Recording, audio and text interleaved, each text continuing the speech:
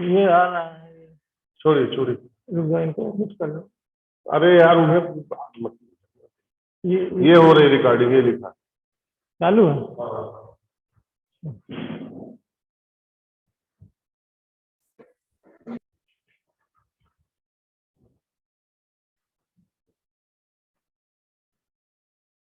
Hello,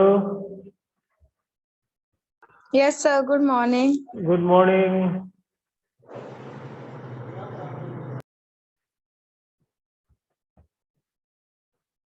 आप लोग सब जो है periodic trends in properties of elements, periodic trends in properties of elements में जो है पेज नंबर 82 निकालिए, atomic radius.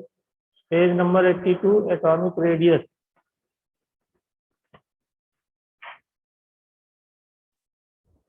Page number 82 atomic radius.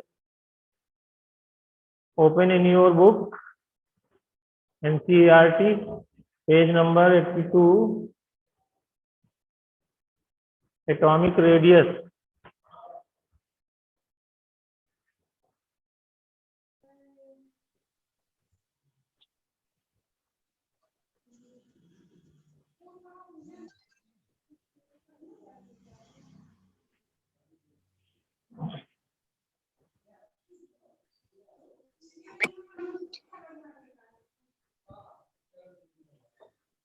Hello Puja Prayasi, अपना माइक बंद करो।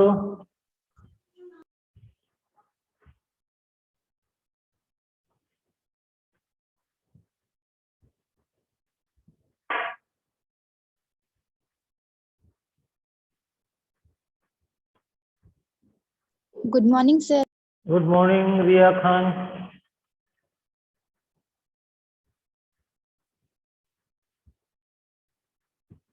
अब देखिए एटॉमिक रेडियस में आज हमको ये पढ़ना है कि एटॉमिक रेडियस क्या होती है। ठीक है, तो गुड मॉर्निंग पूजा प्रयासी। तो एटॉमिक रेडियस में पेज नंबर 82 बुक में मैं रीडिंग करने जा रहा हूँ और आपको समझाने जा रहा हूँ। आप लोग मेरे साथ चलिए, ठीक है।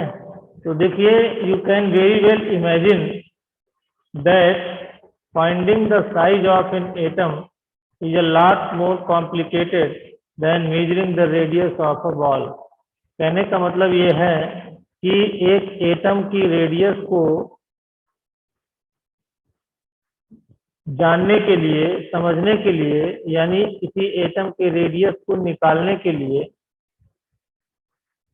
ये ज्यादा कॉम्प्लिकेटेड मैटर है, ज्यादा जटिल समस्या है, बजाय इसके किसी बॉल के रेडियस को निकालना हो। अब रेडियस जैसे आप जो है सब लोग जानते हैं कि रेडियस जैसे रेडियस क्या होता है, सेंटर से लेके पेरीफेरी तक की जो लेंथ होती है, जो सेंटर से लेके पेरीफेरी तक जो डिस्टेंस होती है उसको हम रेडियस बोलते हैं। कोई भी सर्किल है उसके सेंटर से ले लिया जाए, केंद्र से ले लिया जाए और उसके पेरीफेरी यानी उसके परिध तक, केंद्र से परिध तक की जो डिस्टेंस होती है उसको हम बोलते हैं, उसको हम बोलते हैं क्या, रेडियस। तो अब एटम बहुत सा छोटा है, एटम इतना स्मॉल होता है कि उसके रेडियस को निकालना हमारे लिए ज़्यादा कॉम्प्लिकेटेड मैटर है, बजाय कि अगर मान लीजिए किसी बॉल के रेडियस को निकालना हो तो वो आसान है। ठीक है ना। तो इसीलिए यहाँ इस बुक में कहा गया है कि you can very well imagine that finding the size of an atom is a lot more complicated then measuring the radius of a ball. किसी बॉल के रेडियस को निकालना ज़्यादा आसान है बजाय कि किसी एटम के रेडियस को निकालना। Do you know why? अब आप जानते हैं क्या ऐसा क्यों है? Firstly because the size of an atom is very small. सबसे पहली बात तो यह है कि एटम का जो साइज है वो बहुत ही छोटा होता है। और दूसरी बात क्या है? Secondly, since the electron cloud surrounding the atom does not have a sharp boundary. अब आप जानते हैं कि एटम के चारों तरफ आर्बिट्स होते हैं। एटम में न्यूक्लियस के चारों तरफ क्या होते हैं? आर्बिट्स होते हैं। आर्बिट्स में आर्बिटल्स होते हैं और आर्बिटल्स में इलेक्ट्रॉन होते हैं। तो किसी भी एटम के इलेक्ट्रॉन्स की जो बाउंड्री है वो शार्प बाउंड्री नहीं होती है, उसको एकदम एक्यूरेट जज नहीं किया जा सकता कि यहाँ तक इलेक्ट्रॉन्स की बाउंड्री है। ठीक है, तो पहली बात तो एटम बहुत वेरी वेरी स्मॉल होता है, और दूसरी बात उस वेरी वेरी स्मॉल में जो एटम की जो बाउंड्री वाल है जहाँ पर इलेक्ट्रॉन रहते हैं वो उसको एक्यूरेटली मेजर नहीं किया जा सकता है। ठीक है, तो ये दो चीजें हैं जिसकी वजह से हम एटम के रेडियस को मेजर करना, हमने कहा कि एटम के रेडियस को मेजर करना ज़्यादा कॉम्प्लिकेटेड मैटर है बजाय इसके कि किसी बॉल के रेडियस को मेजर करना। क्यों ऐसा होता है, इसके लिए दो बातें हमने बताई कि पहली बात तो एटम का साइज बहुत छोटा होता है, और दूसरी बात ये हमने बताई कि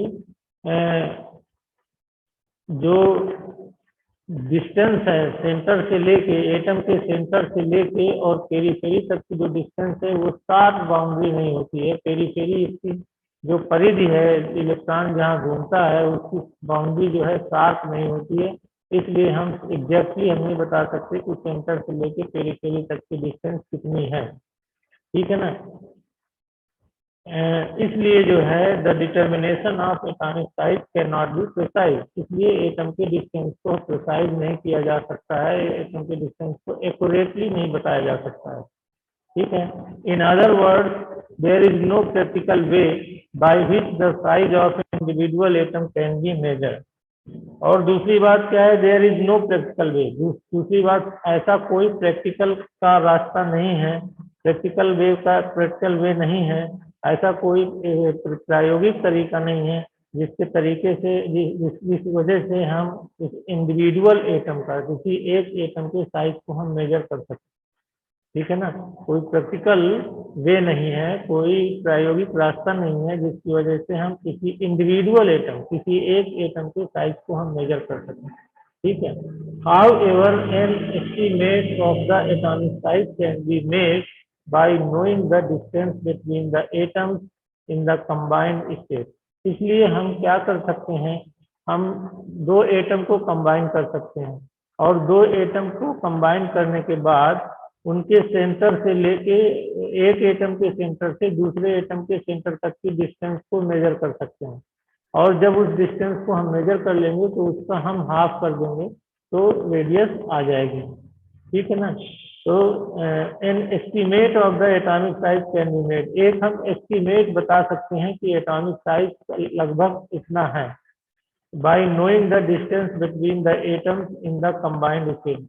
तो कब बता सकते हैं, जब एटम्स हमारे कंबाइंड स्टेट में हो, जब कंबाइंड स्टेट में एटम हो तब हम दो एटम के बीच की इंटरन्यूक्लियर डिस्टेंस को मेजर कर सकते हैं, और उस इंटरन्यूक्लियर डिस्टेंस को अगर हम हाफ कर दें तो हम ये बता सकते हैं कि एटॉमिक रेडियस इतना है।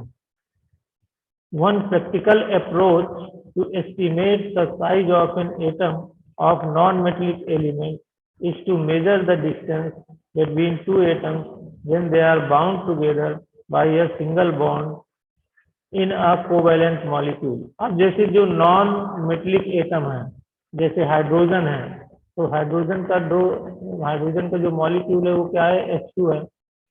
इसी तरह जो है क्लोरीन का जो मॉलिक्यूल है वो क्या है, Cl2 है। ये सब नॉन मेटल्स हैं, और नॉन मेटल्स होने की वजह से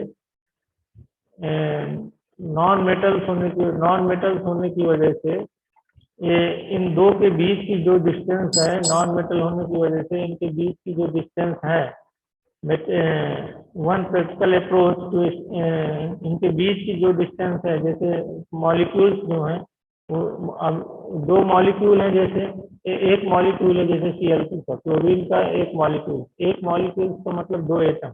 अब दो एटम के बीच की जो इंटरन्यूक्लियर डिस्टेंस है उसको हमने मेजर किया। अब इंटरन्यूक्लियर डिस्टेंस मेजर करने के बाद उसको हमने हाफ किया, और हाफ करने के बाद जो वैल्यू आई उसको हमने कहा कि ये जो है ये रेडियस है, और लेकिन इस रेडियस को हम कोवैलेंट रेडियस कहेंगे। इस रेडियस को कौन सा रेडियस कहेंगे, हम कोवैलेंट रेडियस कहेंगे। कोवैलेंट रेडियस क्यों कहेंगे, अभी गुप्ता माइक बंद करो। कोवैलेंट रेडियस क्यों कहेंगे, कोवैलेंट रेडियस इस तरह इसलिए कहेंगे क्योंकि ये कोवैलेंटली बॉन्डेड एटम्स हैं। जो Cl2 जो मॉलिक्यूल्स है वो कोवेलेंटली बॉन्डेड एटम्स हैं, ठीक है। तो इसलिए हम उसको कोवेलेंट रेडियस कहेंगे। Covalent radius of the element can be calculated. को किसी एटम मॉलिक्यूल की कोवेलेंट रेडियस को हम क्या कर सकते हैं, कैलकुलेट कर सकते हैं। For example the bond distance in the chlorine molecule, देखिए इसमें दिया भी हुआ है, for example the bond distance in chlorine molecule Cl2 is 198 picometer and half the distance is 99 picometer। अब जैसे Cl2 मॉलिक्यूल है, इसकी जो कोवेलेंटली बॉन्ड है, वन Cl मॉलिक्यूल दूसरे, वन Cl एटम दूसरे Cl एटम से, क्लोरीन के एटम से कैसे बॉन्ड है, कोवेलेंटली बॉन्डेड है। अब कोवेलेंटली बॉन्डेड का जो इंटरन्यूक्लियर डिस्टेंस है वो कितनी है, 198 है। कितनी है, 198 है। अब 198 का अगर हम हाफ कर दें तो कितना बचता है, 99 पिकोमीटर बचता है। तो 99 picometre is taken as the atomic radius of chlorine. तो इसको हम क्लोरीन की एटॉमिक रेडियस कहें। बात हमारी ठीक से समझ लिए है ना, कि जैसे होमोन्यूक्लियर एटम है, homonuclear atom diatomic molecule है। जैसे हाइड्रोजन का जो मॉलिक्यूल है ये नॉन मेटल है, पहली बात नॉन मेटल है। क्लोरीन का जो मॉलिक्यूल है वो नॉन मेटल है। ये डाई एटॉमिक मॉलिक्यूल्स हैं, यानी कि इस मॉलिक्यूल में दो एटम है। अब दो एटम्स के बीच की जो इंटरन्यूक्लियर डिस्टेंस अगर हम मेजर कर लें, दो एटम कंबाइंड स्टेट में है। दो एटम कब है, जब कंबाइंड स्टेट में है। तो कंबाइंड स्टेट में अगर दोनों एटम के बीच की इंटरन्यूक्लियर डिस्टेंस को हम मेजर कर लें और मेजर करने के बाद इसका हाफ कर लें तो वो कोवेलेंट रेडियस हो जाएगी और उसको हम बोलेंगे एटॉमिक रेडियस ऑफ क्लोरीन। अब अगर मान लीजिए मेटल्स के केस में अगर हम देखेंगे, ये तो नॉन मेटल्स का केस हो गया। अगर हम मेटल्स का केस देखें, for metals we define the term metallic radius. Metals के केस में हम मेटलिक रेडियस को डिफाइन कर सकते हैं। कैसे, which is taken as half the internuclear distance separating the metal pores in the metallic crystal। अब किसी मेटलिक क्रिस्टल्स में दो एटम एक दूसरे से कंबाइंड स्टेट में है, ठीक है ना। Metallic radius which is taken as half the internuclear distance separating the metal pores in the metallic crystal। दो एटम जो है जब वो क्लोजेस्ट अप्रोच में हो, किसी क्रिस्टल में जब वो क्लोजेस्ट अप्रोच में हो तो दोनों के बीच की इंटरन्यूक्लियर डिस्टेंस को हम मेजर कर सकते हैं और इंटरन्यूक्लियर डिस्टेंस को मेजर करने के बाद उसको हाफ करके हम मेटलिक रेडियस को कैलकुलेट कर सकते हैं। जैसे for example the distance between two adjacent copper atom. Two adjacent copper atom मतलब दो कॉपर एटम है लेकिन वो एक दूसरे के क्लोजेस्ट अप्रोच में है। In solid copper is 256 picometre. Solid copper में दो एटम्स जब क्लोजेस्ट अप्रोच में हो तो उनके बीच की जो इंटरन्यूक्लियर डिस्टेंस है वो कितनी है, 256 पिकोमीटर है। Hence the metallic radius of copper is assigned a value of 128 picometre. इसलिए अगर हम कॉपर मेटल की जो है कॉपर मेटलिक एटम के कॉपर मेटल के एटम की एटॉमिक रेडियस को अगर हम मेजर करें तो 256 का हाफ कर देंगे और 256 का हाफ करने के बाद ये आएगा 128 पिकोमीटर। ये जो 128 पिकोमीटर है ये जो है मेटलिक रेडियस कॉपर एटम की मेटलिक रेडियस कहलाएगी, ठीक है। कॉपर एटम की मेटलिक रेडियस कहलाएगी। फॉर सिंप्लिसिटी, अपनी लैंग्वेज को आसान बनाने के लिए in this book we use the term atomic radius. इस बुक में टर्म क्या यूज किया गया है, एटॉमिक रेडियस यूज किया गया है। अब वो चाहे एटॉमिक रेडियस कोवेलेंट रेडियस हो चाहे मेटलिक रेडियस हो, ठीक है। Atomic radius to refer to both covalent और metallic radius depending on whether the element is non metal और मेटल। मेटलिक रेडियस हो चाहे नॉन मेटलिक रेडियस हो, मेटल एटम हो चाहे नॉन मेटल एटम हो, उसके रेडियस को हम यहाँ पर केवल क्या कह रहे हैं, एटॉमिक रेडियस कह रहे हैं। और एटॉमिक रेडियस को शॉर्ट में हमें ये समझ लेना है कि इंटर न्यूक्लियर डिस्टेंस को अगर हम हाफ कर दें तो वो एटॉमिक रेडियस कहलाएगा। ठीक है। अब atomic radius can be measured by X ray और other spectroscopic method. Atomic radius को हम एक्सरे से भी मेजर कर सकते हैं और स्पेक्ट्रोस्कोपिक मेथड से भी हम उसको मेजर कर सकते हैं। ये मेजर करने के हमारे पास तरीके हैं, एक्सरे मेथड और स्पेक्ट्रोस्कोपी मेथड से हम इसको मेजर कर सकते हैं। अब देखिए एक ये तो हमने समझ लिया कि ये एटॉमिक रेडियस क्या होता है। ठीक है। लेकिन अब हमें ये जानना है कि जो हमारी पीरियाडिक टेबल है, पीरियाडिक टेबल में जो पीरियड्स दिए गए हैं, जैसे हमने बताया कि ये टोटल कितने पीरियड्स हैं, 7 पीरियड्स हैं। जो हॉरिजॉन्टल कॉलम है उनको हम पीरियड्स बोलते हैं और जो वर्टिकल कॉलम है उनको हम जो है ग्रुप बोलते हैं। तो टोटल 7 पीरियड्स हैं और 18 ग्रुप्स हैं। तो जब हम हॉरिजॉन्टली पीरियाडिक टेबल में लेफ्ट टू राइट मूव करेंगे तो एटॉमिक रेडियस का क्या होगा, इंक्रीज करेगा कि डिक्रीज करेगा। अगर इंक्रीज करेगा तो क्यों इंक्रीज करेगा, अगर डिक्रीज करेगा तो क्यों डिक्रीज करेगा। इसी तरह ग्रुप में हम देखेंगे कि अगर टॉप से लेके बॉटम तक अगर हम जाते हैं तो टॉप टू बॉटम जाने में एटॉमिक रेडियस का क्या होगा, इंक्रीज होगा या डिक्रीज होगा।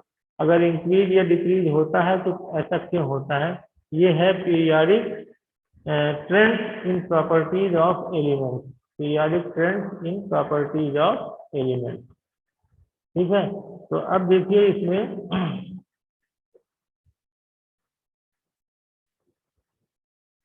देखिए the atomic radii of few elements are listed in table 3.6। ये नीचे आपकी इसी पेज नंबर 83 में अगर देखें तो नीचे टेबल बनी हुई है 3.6A और 3.6B। इस टेबल को देखकर भी हमें समझना है। ठीक है। 2 ट्रेंड्स आर ऑब्वियस।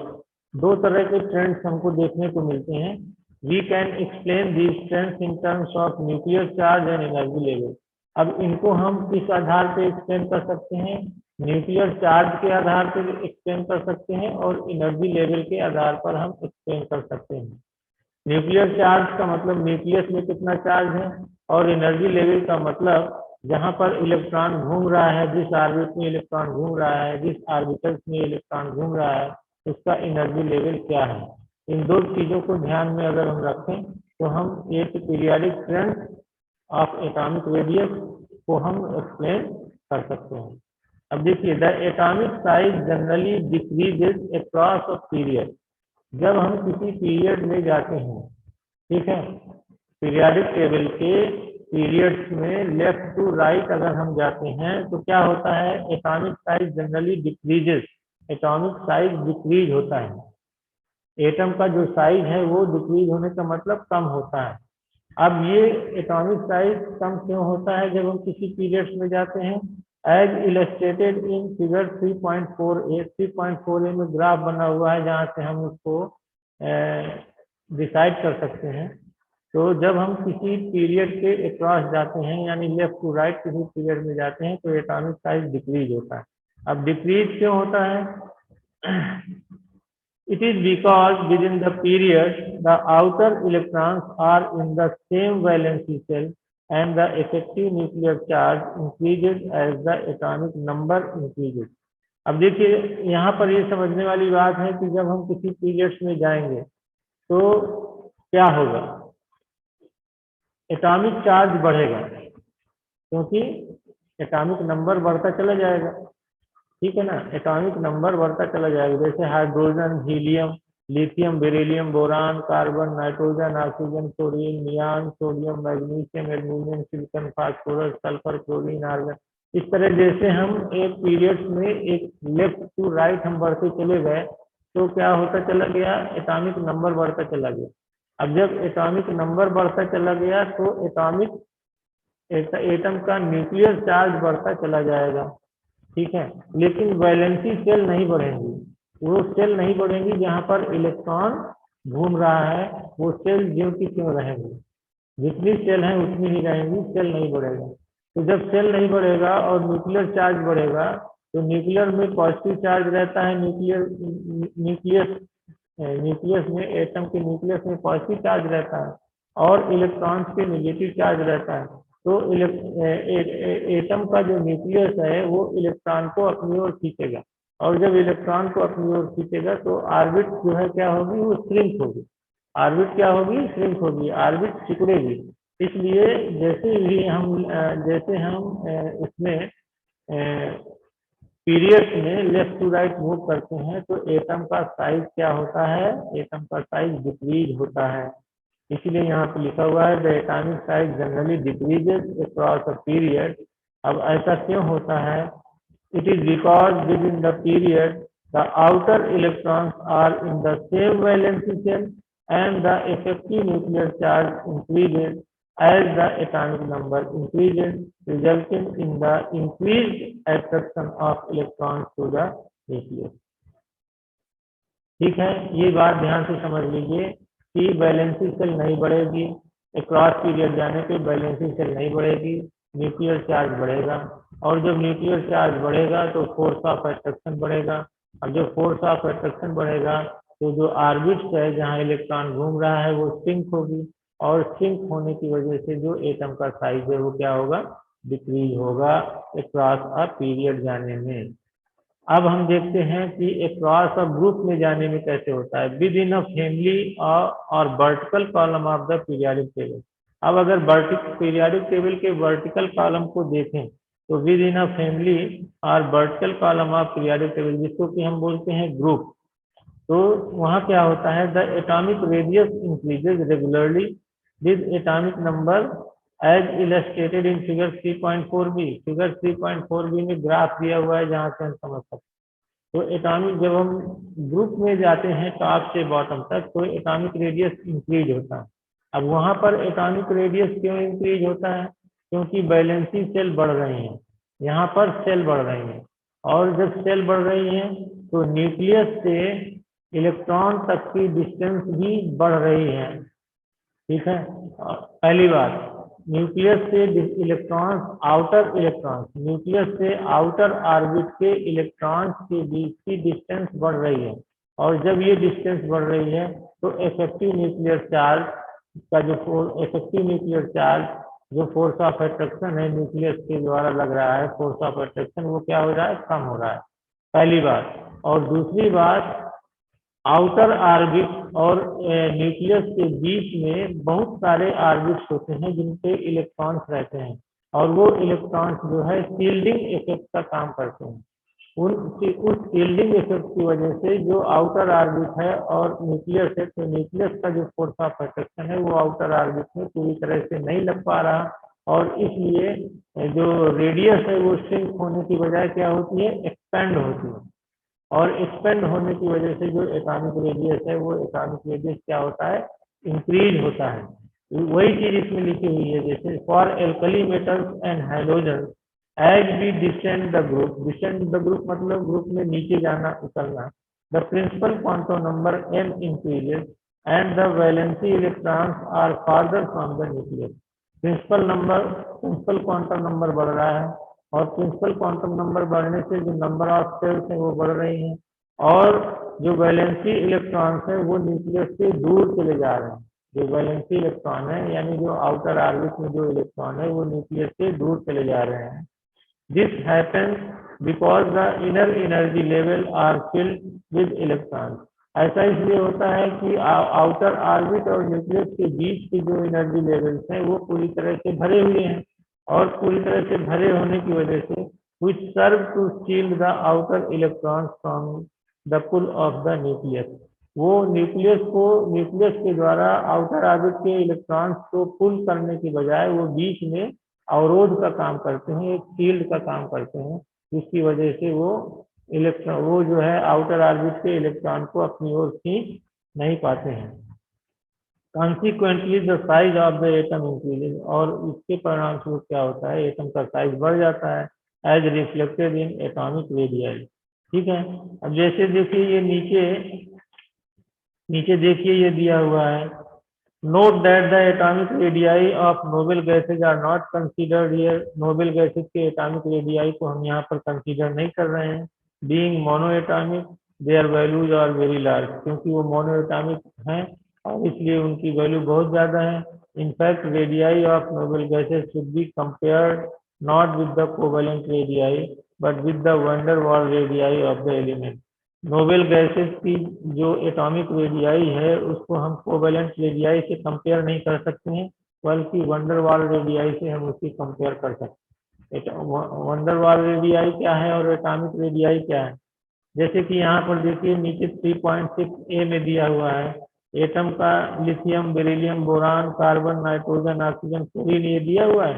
अब यहाँ पर देखिए atomic radius across a period, ये अक्रॉस अ पीरियड है. देखिए 152 लिथियम की है, बेरिलियम की 111 है, बोरान का 88 है, कार्बन का 77 है, नाइट्रोजन का 74 है, ऑक्सीजन का 66 है और फ्लोरीन का 64 है.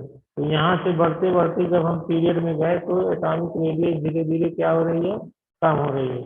वहीं पर एटॉमिक रेडियस डाउन असेंबली देखिए यानी ग्रुप में देखिए तो ग्रुप में lithium, sodium, potassium, rubidium, caesium ये एक ही एल्कली मेटल्स वाले ग्रुप हैं.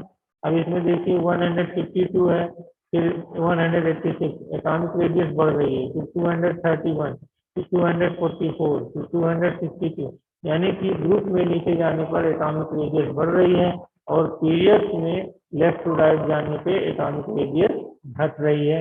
ये ट्रेंड्स है एटॉमिक रेडियस का पीरियोडिक टेबल में. ठीक है. अब देखिए जरा था थोड़ा सा ब्लैक बोर्ड की तरफ देखिए.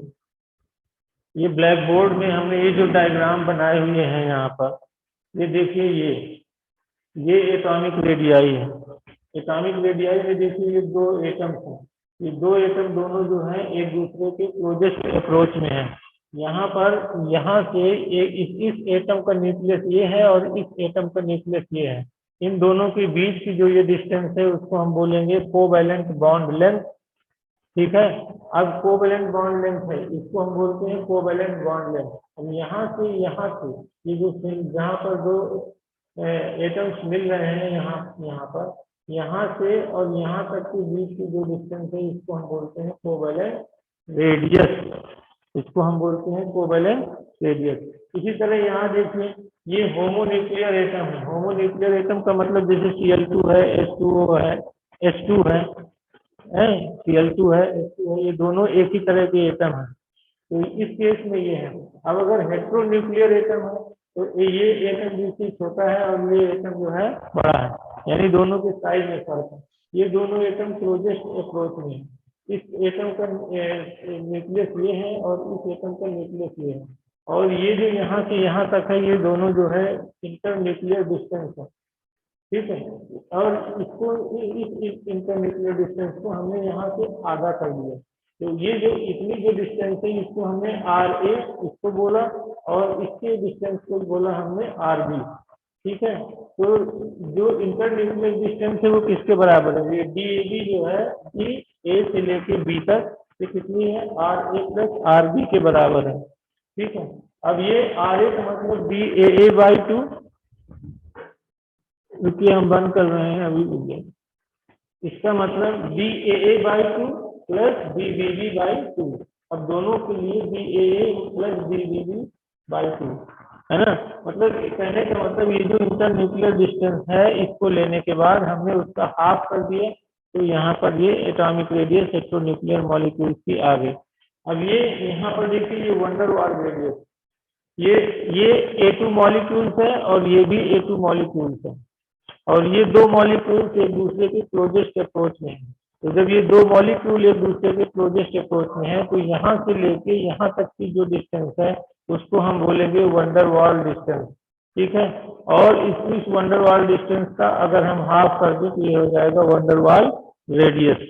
तो ये इस तरह से हम इसको समझ सकते हैं कि एटॉमिक रेडियस में कोवैलेंट रेडियस किसको कहते हैं, van der Waals रेडियस किसको कहते हैं और ओवरऑल मिला के एटॉमिक रेडियस किसको कहते हैं. ठीक है. श्रेया ठाकुर को अभी टाइम मिला है, जब क्लास ओवर होने जा रही है तब ये लड़की आ रही है एडमिट होने के लिए. श्रेया ठाकुर। ठीक है, आज क्लास खत्म होने वाली है, अब हम बंद कर रहे हैं। Hello Pankaj, Pankaj Mishra, Yes, sir. कुछ समझ में आया? अंशु मानसी हो रहे हैं? Yes, sir. Yes, sir. आया। अच्छा, चलो ठीक है, फिर बंद करता हूँ मैं। Yes, sir. Yes, sir.